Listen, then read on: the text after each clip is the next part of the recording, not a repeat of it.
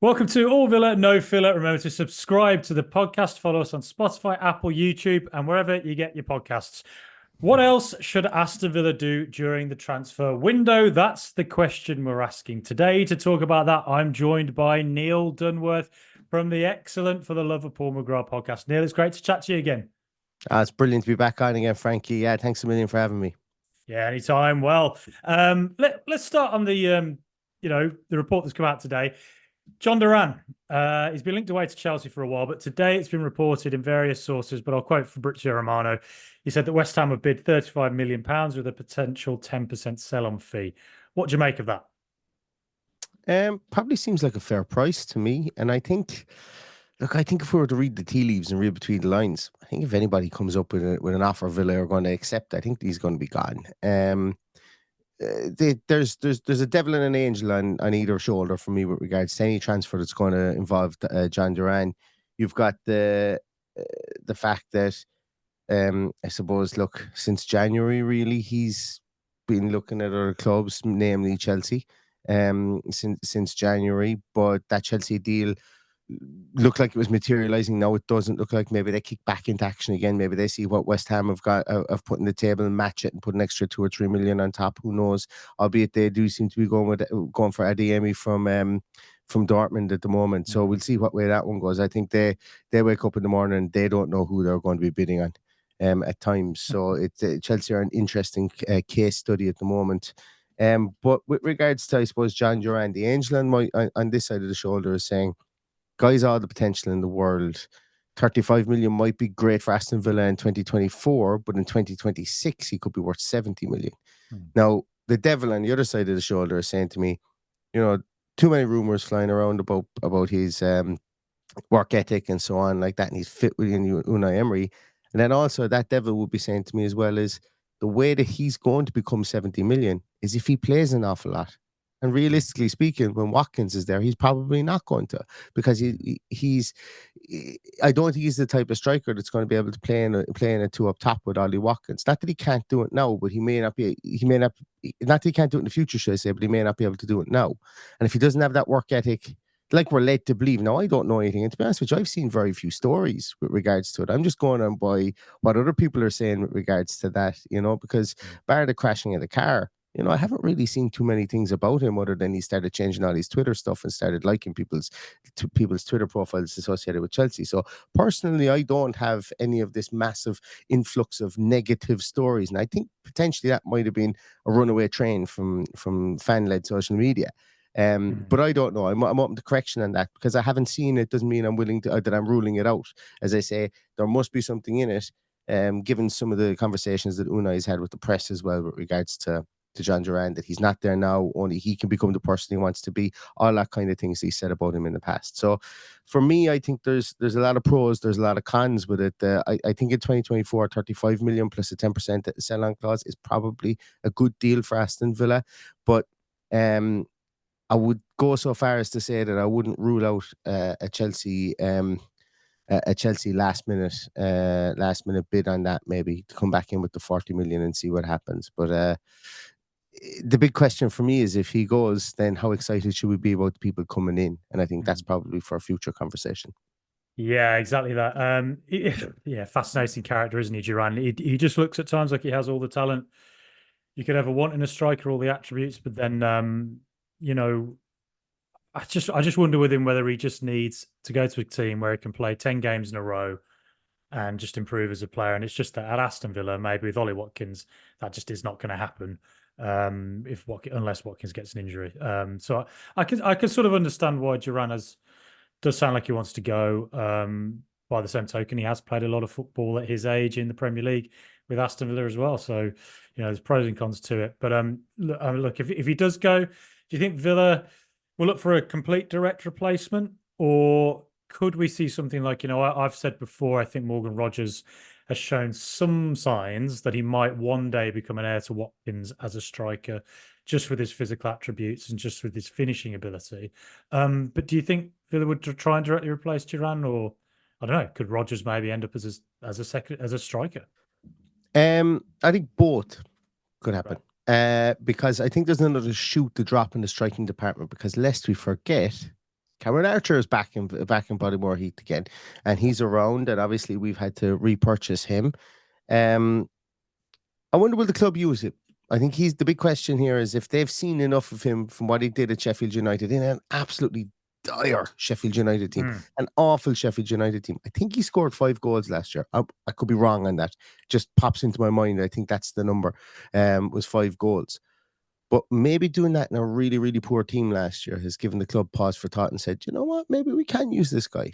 You know, maybe this guy is somebody that can they can come in and maybe supplement our striking department. Maybe not be the second striker, but could he be someone that we keep around? Now, obviously, there's been a lot of it's bugging me. I have to see how many goals he scored. 4 goals. Sorry, I had to see how many goals he scored because it would bug me for the rest of the podcast.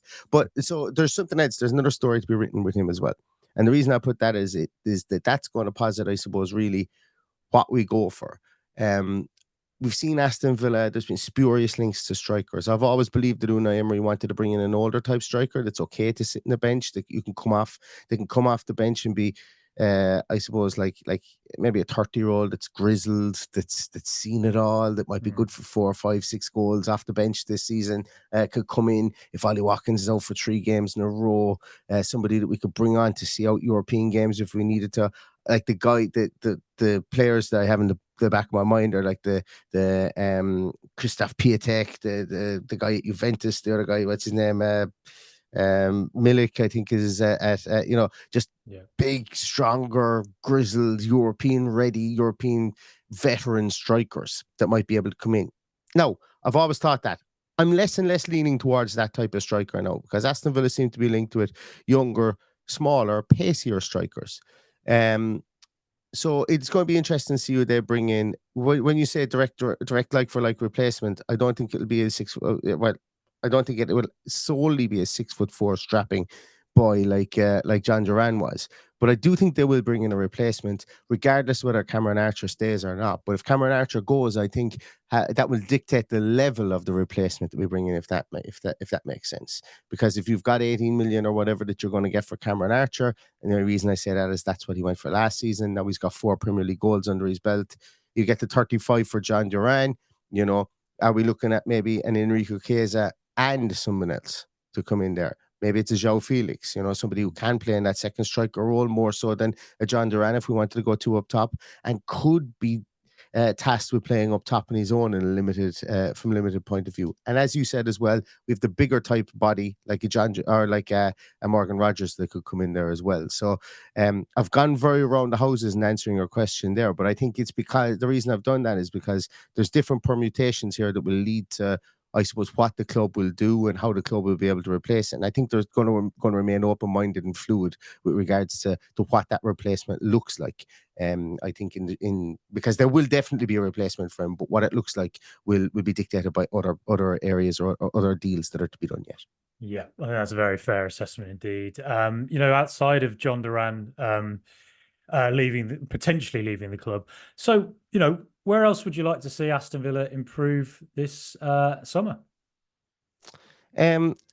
I put this question up on Twitter as well, and it was resoundingly at right back was the answer that came back on Twitter, and I think if we could get a right back in, I think maybe if we get a right back in, I'd be happy. Like Kostas Nedeljkovic is an unproven entity.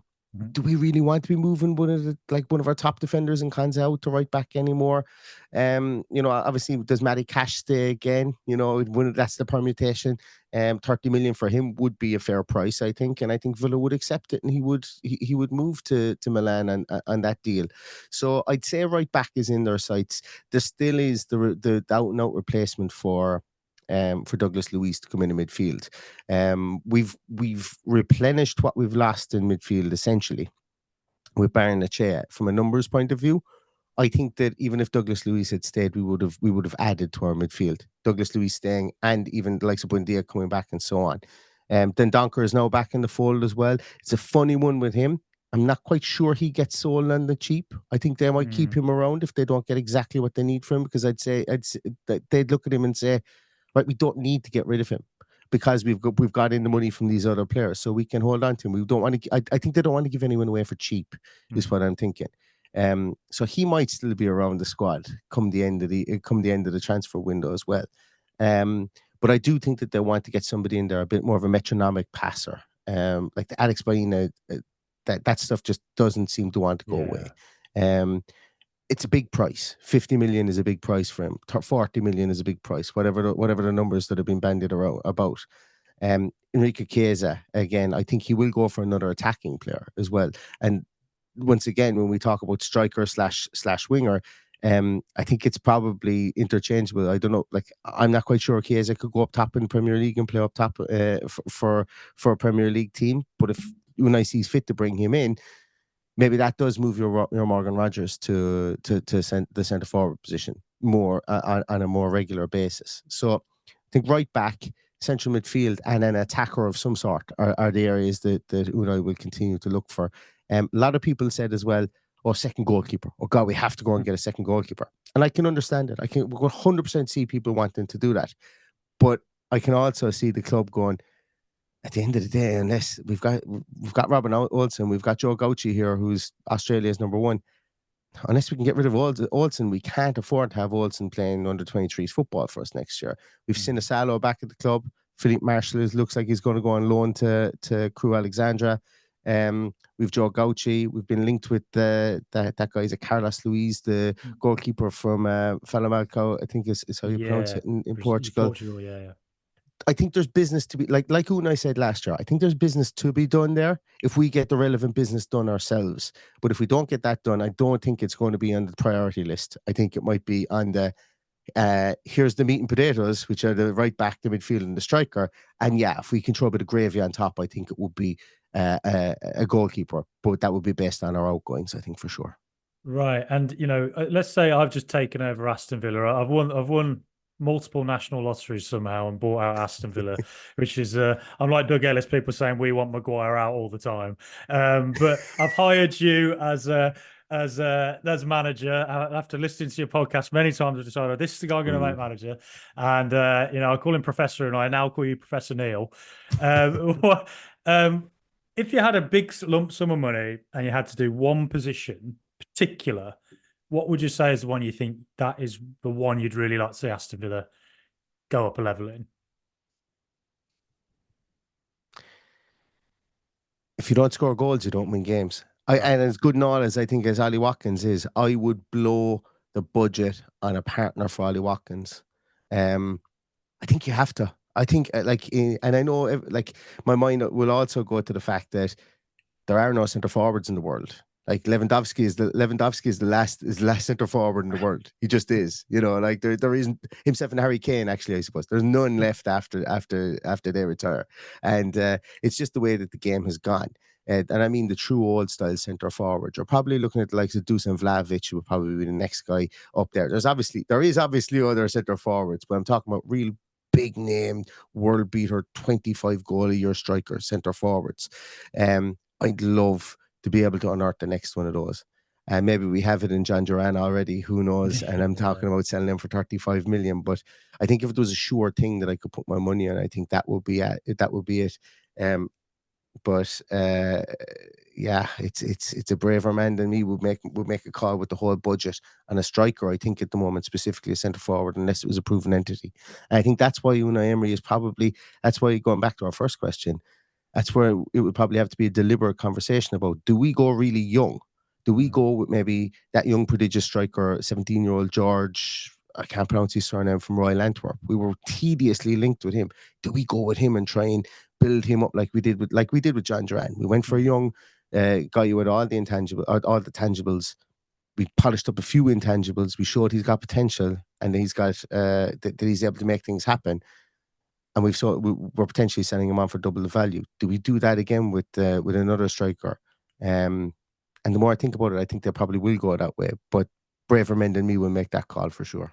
Yeah, and defensively, I mean, Villa, we have had problems, particularly with crossing into the aerial balls. We don't seem to win aerial duels very well at all. Maybe a returning Mings, depending on how fit and able he is, can help out in that regard. But do you think that's an area we should probably be looking at as well. Just somebody who can win those headers as well as be good on the ball. Yeah. It was an obvious weakness for us last year. I think it's not a case of our like every single defender, every single centre half can head the ball. Yeah. But it's a lot of it is to do with organization and to do with like specifically for corners and for free kicks and stuff like that. It's about picking up your men, not letting them get runs, and if there's somebody is running onto the ball or whatever, like no matter how high a defender jumps from a standing start, he's not going to be able to out jump somebody who's got 4 steps on him. It physics dictates. Like people of similar height, physics dictates that won't happen. Like that's why when we saw the Turkish guy scored a goal against Switzerland, it was because it was such an anomaly for somebody from a standing start to out jump 2 centre halves similar height by that much was just an anomaly completely. So what I'm getting at here is I think that maybe tweaking of how we defend corners might be something. Obviously, Tyrone Mings, his bread and butter he is brilliant in the air, always has been. I was so surprised with how uninterested in winning the ball in the air Diego Carlos was, and at times Pau Torres. And it got me thinking that maybe we sacrifice that ball in the air because remember, I know that specifically from corners, if we take the corners out of it for the moment, but aerial duels all over the field for our defenders. If you're off the ground and you're jumping in the air, you can't react. Like you're a dead player. You're dead to the game at that stage. If you miss that ball, you're dead to the game, and you cannot affect that game, that phase of play again. You just because the amount of time that you take to go up, you've got to come back down again, and then you've got to get turned, and then you've got to, so 2.5 seconds is gone after that. So I'm wondering, was there a calculated guess there with regards to the fact that we were playing so high that you couldn't have somebody jump as much as possible because if they needed to get back down and run backwards towards their goal to try and stop a goal scoring chance, was that an actual tactical play? Now going back to corners, I think a lot of it was the fact that we've got a small midfield. Like if you've got John McGinn marking at the back post, which you have a lot of times, you've got Douglas Luiz, which usually stands in between the 2 centre halves and marks from that point of view. Both of those guys are under 6 foot. I think that has a big bearing on it as well. So we bring back a Tyrone Mings. Maybe we up the height levels of our midfield somehow. Maybe and I'm not saying Dendoncker starts, but maybe Boubacar Kamara comes back in. He's used to that game a small bit more. Barnechea is way more used to that. Maybe we get more out of him than in year one than a lot of people are expecting. But I think changes like that might see a difference. It was worrying at the end of the season how easy it was to score on us from that point of view. But I would hope that the clipboard master would have something up his sleeve for that next year, and maybe it is a tactical thing. As I say, I don't know, but it's something that they do need to bear in mind. And if they do, like any of the centre halves that we've been tediously linked to it, like the Tabido that we've been linked to it, the only one that we've been linked to it is Bijal, that is really really good in the air. All the rest of them are ball playing centre halves as well. So. Maybe they don't see it as much of an area of concern, or maybe all those links are a load of nonsense, one or the other. Yeah, you never quite know. But yeah, I mean, do you have any sort of particular players in mind? I mean, you've mentioned Chiesa, João Felix, Biel just there. Any player in particular that you think I'd love to see Villa go for them? I think the right back, Michael Chiodi, from Fiorentina. I'd love to see. That would be my right back pick. That would definitely be Matheus Sule would be a pick for me to bring in up top somewhere. We were linked with him previously. Juventus do not like. The more and more I speak to, I've spoken to guys about Barnechea and about Samuel Iling-Junior, and lest we forget, he's another attacking guy that we. Potentially he might have been misused in Juventus, as well. And we're bringing him in here, a la Morgan Rogers, who could do something a bit more essentially, a big strapping young man as well, But I think, like Sule, I think Sule, going down the route of youth that have all these tangible benefits, I think it's really good for the team. I would sign Chiodi because he's going to the moon. Like he's stock is just going to go up and up and up. And Matheus Sule, from the people that we've been linked with, they would be probably my two that I would love to see at Villa. I'm blanking other than that, for other players. I do like that the Slovenian guy Bijal as centre half. I just don't know whether, like with Mings coming back, they will have 4 centre halves there again. So it's to me, it may not be a particular area of concern for them. But the all magical 1st of July is gone, and now the whole Pandora's box of transfer market is opened again. So it will be interesting to see what they do.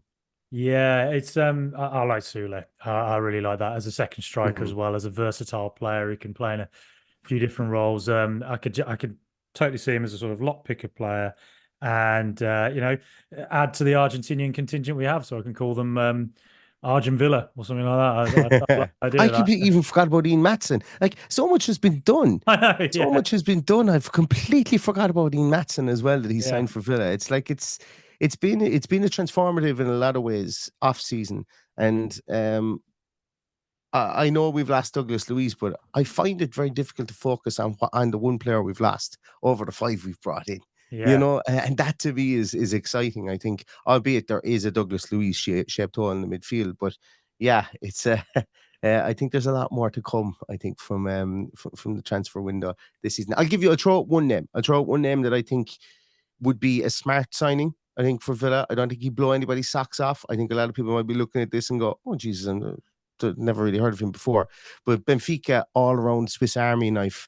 Frederick Arsnes. I don't know if that's how you pronounce his name. Arsnes, I think Aursnes. I think he'd be very good because he can play anywhere from right back all the way up to striker, and okay, he's just a dependable player. And he's tall. He's Norwegian. He's Norwegian international, and he can basically play anywhere from right back, central defensive midfielder, attacking midfielder. He's even played as a striker for Benfica as well. He's about 6'1", and he fits the bill as a left footer. So as you know, we can only sign left-footed players. That seems to be the way it is at the moment. So yeah, he'd be somebody I think would be an interesting workhorse to bring in midfield. Can pass the ball at a very, very decent clip. Was up there with Douglas Luiz's passing percentages, if I'm not mistaken, last year. Had way more passing attempts. Just an interesting player, but one that I think a lot of people will be going, was right. expecting a bigger name than that, but could come in and quietly surprise people. Right, no, I'll definitely check him out. I don't know too much about him. I'm looking forward. I'm actually looking forward to seeing what he's about. But you've obviously mentioned Douglas Luiz. Uh, it is a huge loss, given what he did for Aston Villa, particularly last season. Do you think Villa need to replace him, or do you think in a way, it's going to end up being Tielemans and Ross Barkley? Forgot we signed Ross. You'd forget we signed Ross Yeah, Barkley as well, wouldn't you? yeah, No, I don't think there's going to be because um if you get yourself into that realm again, you could find yourself getting back into, after 2 injuries, of having to rely on 16, 15, 14 players, for a tough season that we're in for this year. Because let's not forget, it's going to be bloody hard to get Champions League through the league again next year. It's going yeah, to be bloody hard, really hard. especially if we have to fight with only 17 first team players. So I think Unai wants to go into this year with almost having some players that he knows.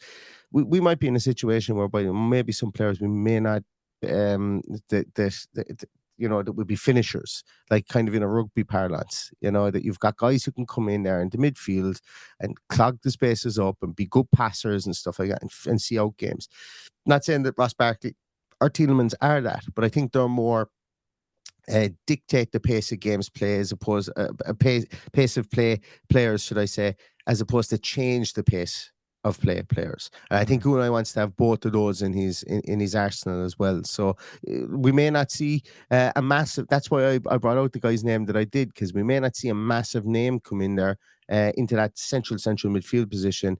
If Baina comes in, he maybe plays a small bit further forward, but failing all that, I do think they'll want another body in there, and I think they'll probably ascertain who's the best fit for the system, based on just that, who is the best fit, as opposed to his name or his price tag. And that's what I kind of like about Monchi, and I like about Unai Emery, is that throughout the course of their tenure here, nobody saw the Alex Moreno deal coming. A lot of people Yeah, questioned the Tielemans deal. A lot of Rogers. people questioned Clement Longley, and he came in. He did fine last year. Was he perfect? No, but a lot of those pieces were trying to find somebody who fits our needs and what we do. And then we've also had the splashes with Diaby and Pau Torres as well. So interesting to see. And Morgan Rogers, people doubted Morgan Rogers when he came, mostly from the Middlesbrough side. So I'm comfortable with Monchi and Unai Emery not bringing in a big name to replace Douglas Luiz or somebody that we've all heard of, because I'm confident that they'll find that fit. Yeah, completely. And just on the signings we've made, Ian Matson's probably the headline act. How do you feel about him coming into Villa? Excellent. For 2 points of view, because the elephant in the room here is that do Villa go three at the back? If they do sign another centre half, do they go three at the back? Does Nedeljkovic come in as a centre half? Big, strong. I've said it a couple of times. Big, strong boy at right back, 6 foot, 6'1". You know, they talk about him being the next Branislav Ivanovic. Does he come in? Do they maybe make him sit-ish for a year, train him up, be a centre half, bring him in for his physicality and see what he does at centre half in the three at the back?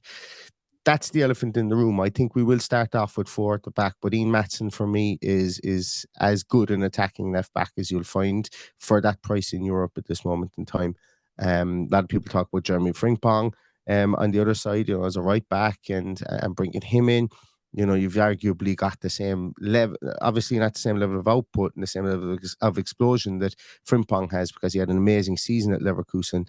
But you have somebody who's been as effective in an attacking sense for his team, obviously getting to the Champions League Champions League final as Maatsen was. Both of them obviously being international teammates at the moment for Netherlands is interesting. Maybe Maatsen can have a word in Frimpong's ear, which would be nice.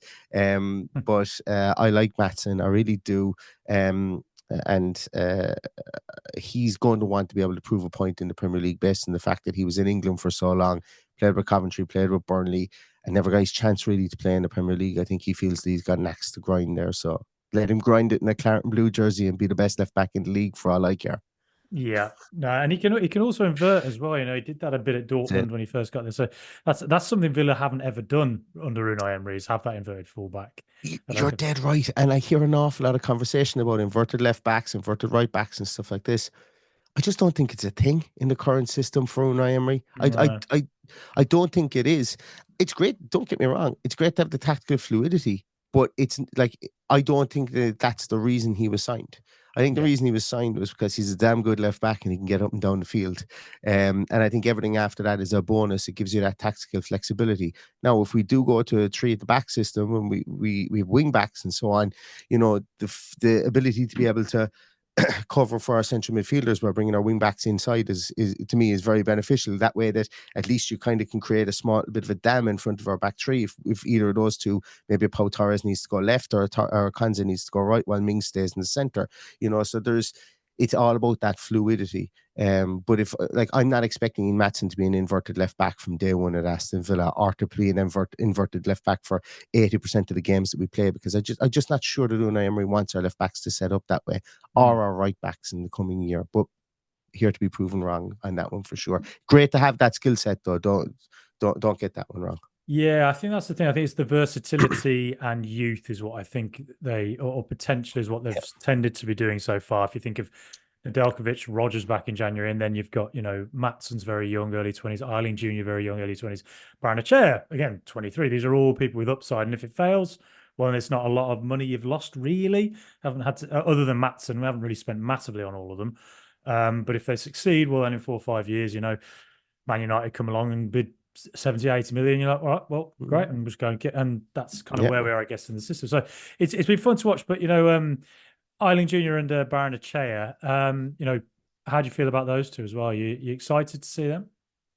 Absolutely. They are very much kind of upside picks, is what I would describe them as. Again, both of them have things that you can't teach. Barnechea was just born in the right position. The more I watch him, the more I look at him and go, that guy's just always in the right spot, the right time.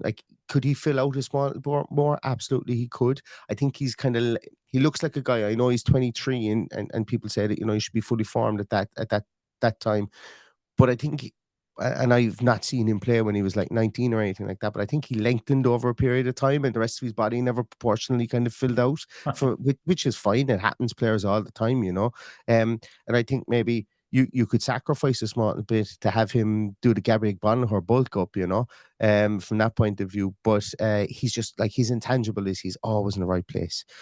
Having that up there, having the Teddy Sheringham first yard in your head situation is really, really good to have. And that's not to say he's slow or anything, but being a defensive-minded central midfielder like he has been for Zanoni, that's really important to be able to have that first step before the attacker takes it, because it's a game of backs and forwards like that is always weighted towards the attacker, and it should be.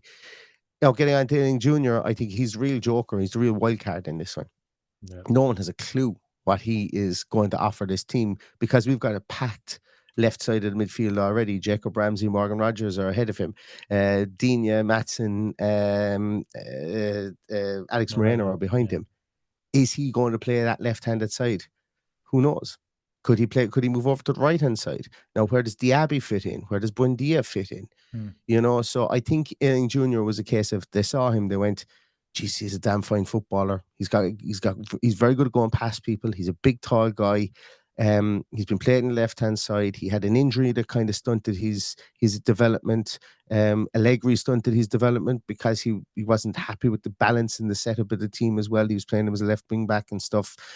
He's only just turning, 20 years of age? He's not even 21. I think Unai Emery looked at him and said, this guy's English and he has all the talent in the world. Let's bring him in and let's see if we can maybe make something happen with him in a different position. Because I can't see him playing full-time on the left-hand side. I just can't. I think he will, unless we sell our 2 left backs currently. But if we sell our 2 left backs currently, guess what? We're back to there. Conversations about 3 at the back. Yeah. So for me, he's the most interesting, because everybody with their hand in their heart, no one has a clue what Unai Emery has in store for him. He could be our new striker for all we know.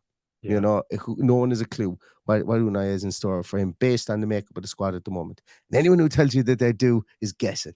and again, it's that versatility, isn't it? He just looks like a player who has the attributes to play in a few different roles, and it'll be fascinating to see pre-season and kind of as the season develops where Iling-Junior fits in. He's exactly that. I think Joker's a really lovely way of putting it, actually. Could he be the next Kolo Touré? Remember when Kolo Touré burst on? He was a kind of a left winger, a left attacking striker, and then he turned into a brilliant centre half. Could he be the next Kolo Touré? I don't know. yeah, you never know.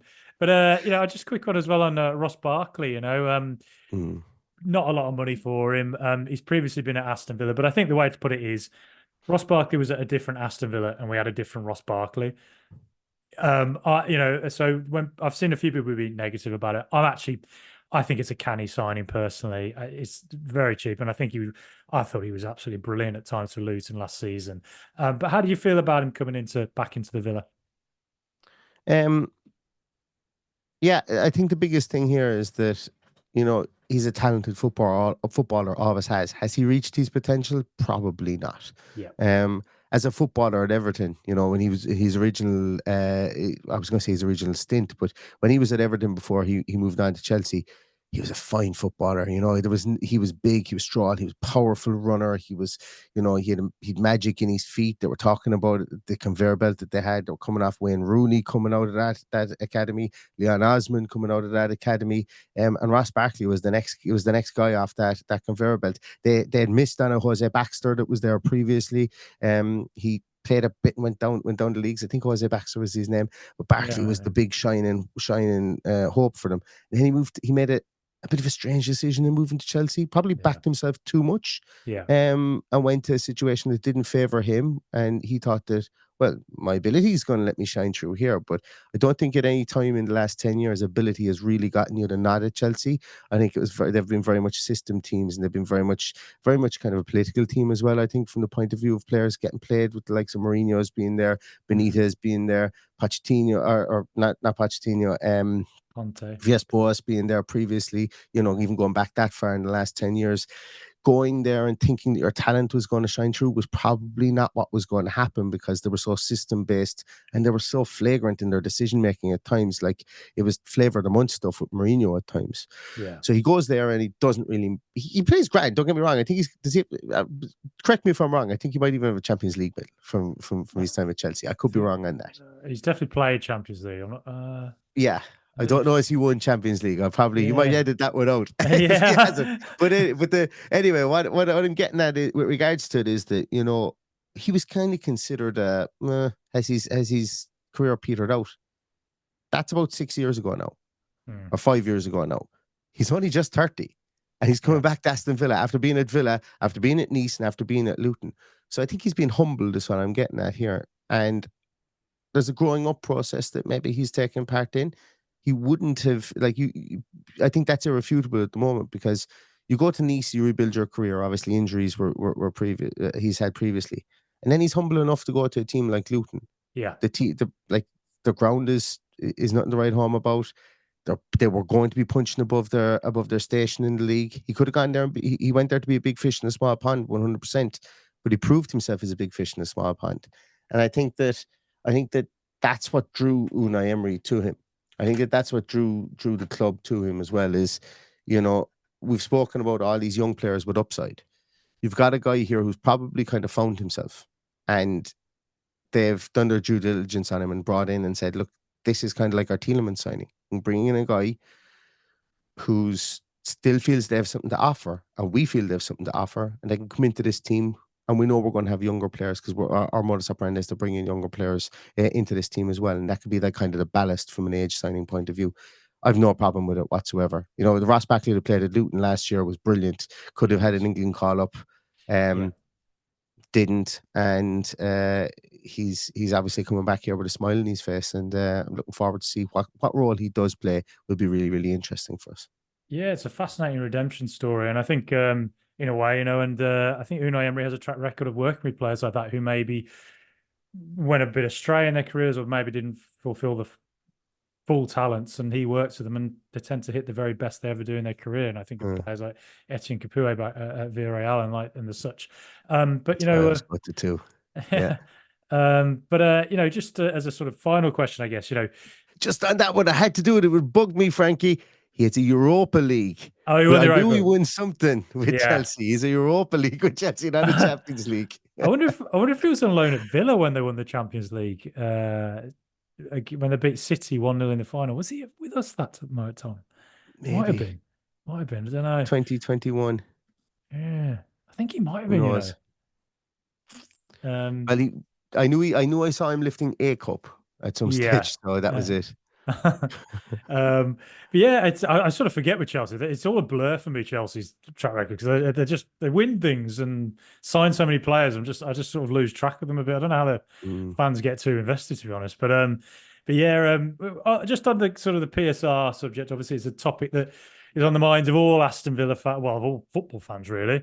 Do you think Villa will go big this summer still, or will it be one of caution and maybe just having to play it smart? I think there's probably one big name signing in there. Right. I think there's probably one more with the amortization of contracts, and I'm not an expert in this by any manner of means, but I think if we're going down the lines of, let's say we signed Michael Coyote at right back and we sold it for 18 million and we sold cash for 30. Mm-hmm. I think that has to be seen as massive business, Yeah. considering you get 30 in, you get amortized 18 million out. I think likewise with John Duran. I think if you sell John Duran for 35 million and you go and you buy that young guy at Antwerp for 18 million, you're making money into next year for that.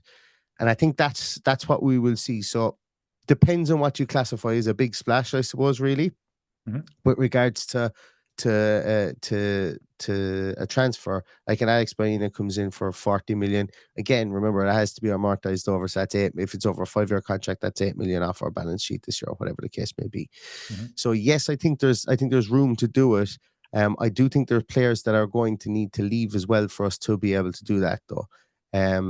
Because the elephant in the room is the Jack Grealish shaped hole that's going to be in our finances. That is in our finances now since the 1st of July until the 1st of July next year.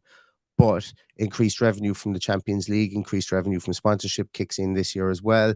Also, any sales that we have will put us into a profitable position. And then when you take away the amortization then from player costs, also Another negative on it is that wages will go up for reaching the Champions League this year again, whatever percentage that is. So, you know, I'm going to give up. Since the 1st of July is over, I'm giving up talking about money and the PSR side of things. I got heavily invested in it on Twitter when people were accusing us of fiddling the system for player trading and stuff like that. I've made my peace with that people will not be intelligent enough to understand it, and I'm okay with that. Yeah. But I think I'm just going to sit back and enjoy the ride now, because if my mindset is, if I'm worrying about Aston Villa making transfers and making signings and stuff like that, or making transfers out, and the money that they're trying to create, I'm not going to enjoy the product on the field. God knows we've had a lot of years where we haven't been able to enjoy the product on the field, and we've had to worry about the game outside the field as well, in the boardroom. So I'm just going to enjoy what's going on in the field, I think, now, and let the money, guys. There'll always be a silver bullet, I think, with the intelligent people that we have over the team now. And until they prove me wrong, I'm willing to just float on by, oblivious towards PSR from now on, I think. Yeah, it's nice to be in an era where we're not living through Dr. Tony's weird tweets, and instead feels like we're run properly. And it's also weird to be in an era where we have to talk about amortization and balances the books as fans. When back in the day, if we signed Bosco Balaban, I'd be there in school playground guaranteeing everyone he was going to get 30 goals a season. Showed how accurate I was back then. Not much has changed. But Neil, it's been absolutely fantastic to chat to you. As always, I feel like I could talk to you all day, every day about the Villa and football at large. But for I'm assuming most people watching this and listening to it will know of you and where you are. But for those, I don't know, anyone who doesn't, where can they find you online, and what can we look forward to from you? At Love McGrath Pod on Twitter, and for the love of Paul McGrath on YouTube, any podcast platforms as well. You'll be able to find us there. And to the best of my knowledge, there's no other podcast that has Paul McGrath in the name of it. So until that changes, I can say we're the only podcast with Paul McGrath in it. So if you find one that has this in the name of it, it's probably us. So that's where you'll find us. Brilliant. Well, thanks a lot, Neil. It was great to chat to you. Thank you, Frankie. All the best.